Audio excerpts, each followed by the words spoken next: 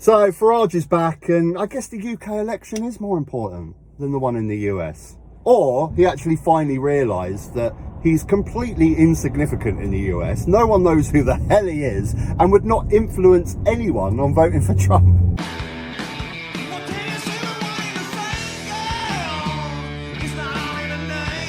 Oh God, this guy is an absolute joke. So first of all, when the election was announced, he's like, no, the US election is far too important. I have to invest all my time into the US election. I can't be wasting any time in the UK running for parliament. The US election globally is far too important.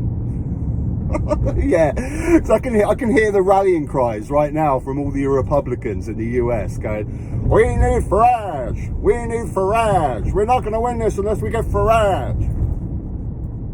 Who's Farage? Well, I don't know, must have got mixed up. No one cares about you, Nigel, in the US. There is no way that you would influence one single Democrat voting for the Republicans if you went over to the US. No one cares about you, mate. And that's what it boils down to, isn't it? Farage's endless quest to stay relevant. This is what he's done over the last 30, 40 years. This desperate quest to stay relevant, to stay in the news. It's started with Brexit in the early days. He eventually got Brexit done, and then he sort of went into insignificance. Brexit was done, and then people started realising, Jesus Christ, Brexit is actually really shit.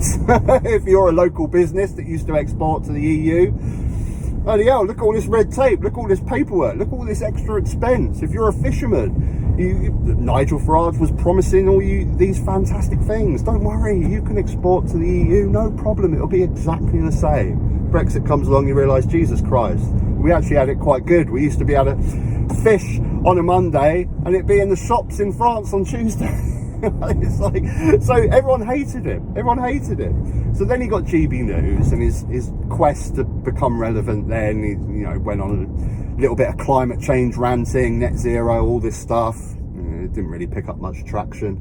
Then he went on a rant about banks. My bank took my bank account away for my political views. It got a little bit of traction, but no one really cares. I assume you've got a bank account now, Nigel. I'm sure you're fine, aren't you?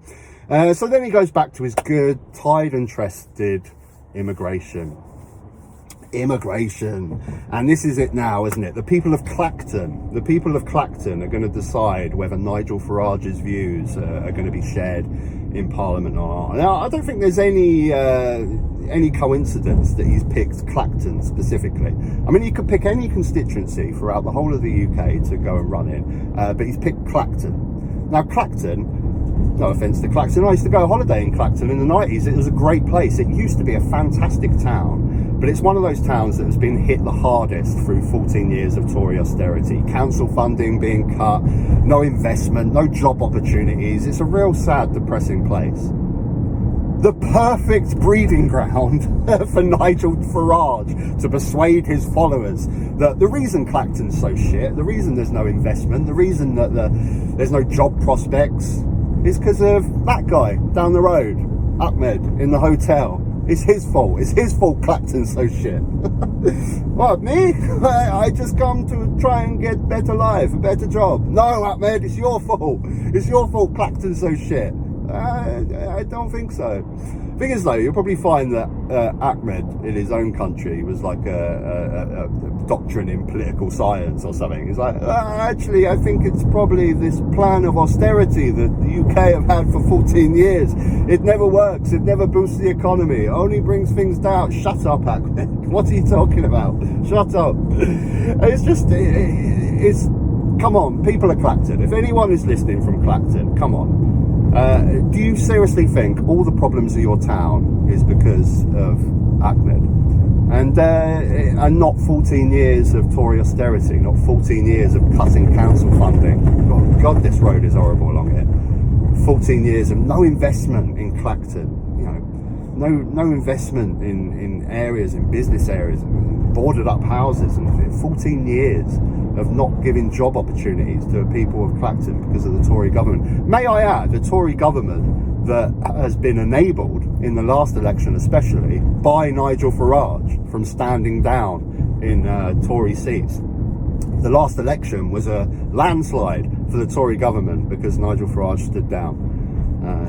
That's what Nigel Farage has done for you, the people of Clacton. He's put himself aside so the Tories can continue this programme of austerity and not investing in Clacton. The Tories don't give two flying about the people of Clacton, and nor does Nigel Farage. If Nigel Farage cared about the people of Clacton, he would be on GB News every single night. He'd be going, why are we getting no investment in these small seaside towns? Why are we still cutting council funding? Why are we not giving decent job opportunities? But he's not, is he? He's on GB News every night going, immigrants, it's their fault. It's their fault why you have no investment in Clacton. It's their fault.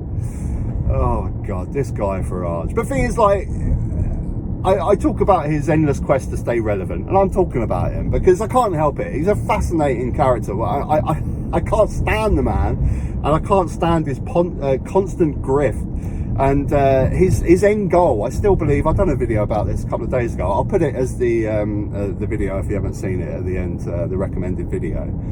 But I still believe he's on this endless quest to basically turn Britain into a Singapore-on-Thames, a right-wing economic paradise where we have zero regulation, where there's no holiday pay, workers will be worked 16 hours a day, public, private healthcare, private education.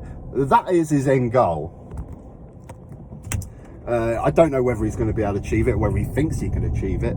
But to get to that end goal, I think his next move will be, if he does get, this is the next step, if he does get elected, and people are Clacton, come on.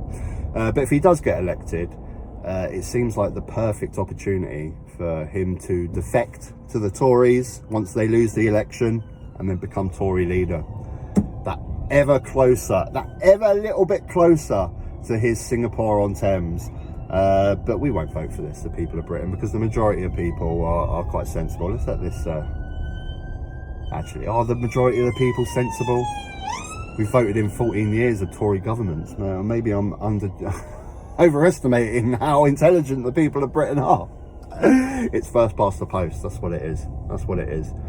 Last election, 60% of the country didn't want a Tory government, 40% did, but they got a Tory majority. Anyway, that's me done, guys. If you enjoyed the video, click a like. If you haven't subscribed, you can subscribe up top. There'll be another video. I'll put that Farage video up.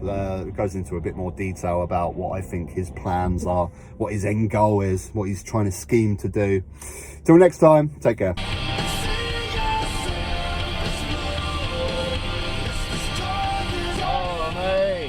Drive into my lane, why don't you?